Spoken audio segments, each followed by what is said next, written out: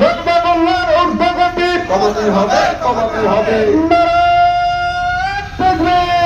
আল্লাহু আকবার। আহলান সাহলান মাহে রমজান, মাহে রমজান। আহলান সাহলান, আহলান সাহলান মাহে রমজান। সৎ লোকের শাসন চাই, আল্লাহর আইন চাই। সৎ লোকের শাসন চাই,